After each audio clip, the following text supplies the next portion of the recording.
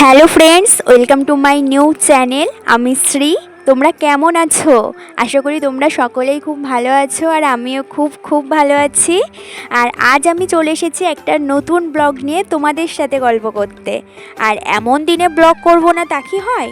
পুরো ওয়েদারটাই যখন একটু অন্যরকম আরামদায়ক পরিবেশ, হালকা হালকা রোদ্দুর, হালকা হালকা মেঘলা ভাব, একদম যেন সেই লিজি কজ ওয়েদার ভাইব। আমার তো এরকমই ফিল হচ্ছে। তোমাদেরও কি এরকম ফিল হচ্ছে? সেম? তাহলে কমেন্ট বক্সে জানাও। সকাল থেকেই ভাবছি ব্লগ করব, কিন্তু ভাবতে ভাবতে বিকেল গড়িয়ে গেল। তারপর বাইরে তাকিয়ে মনে হলো না, আজ আমি ব্লগ করেই ছাড়বো। সেই মেঘলা ওয়েদারটাই ব্লগ করার জন্য পারফেক্ট কি না, এটা ভাবতে ভাবতেই আমার টাইমগুলো লস হলো। আসলে কি জানো তো, অনেক দিন থেকেই ভাবছি ব্লগ করব, কিন্তু ভাবা শেষ হচ্ছে না, আর ব্লগও আর করা হচ্ছে না। কারণ হাজারটা চিন্তা মাথার মধ্যে ঘুরছে। সবাই কি বলবে? সবাই আমার ব্লগটা দেখবে তো? সবাই কেমন রিয়াকশান দেবে? সবাই কি ভাববে? আমি অকওয়ার্ড ফিল করব না তো? এত কিছু ভাবতে ভাবতে আমার ব্লগটাই আসলে করা হচ্ছিল না। কিন্তু আজ ওয়েদারটা দেখে ভাবলাম না, পারফেক্ট টাইম বলে কিচ্ছু হয় না, পারফেক্ট টাইম বানিয়ে নিতে হয়। তাই যা মন থেকে আসবে সেটাই আমি শুরু করব, আর সেটাই হবে আমার পারফেক্ট টাইম।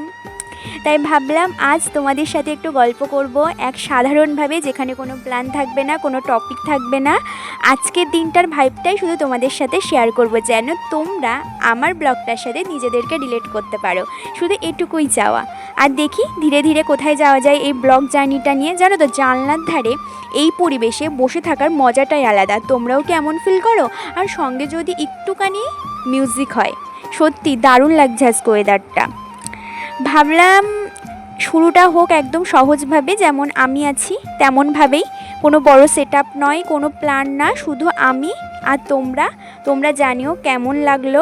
আর মেঘলা দিনে তোমাদের মুড কেমন থাকে আমি সত্যিই জানতে চাই।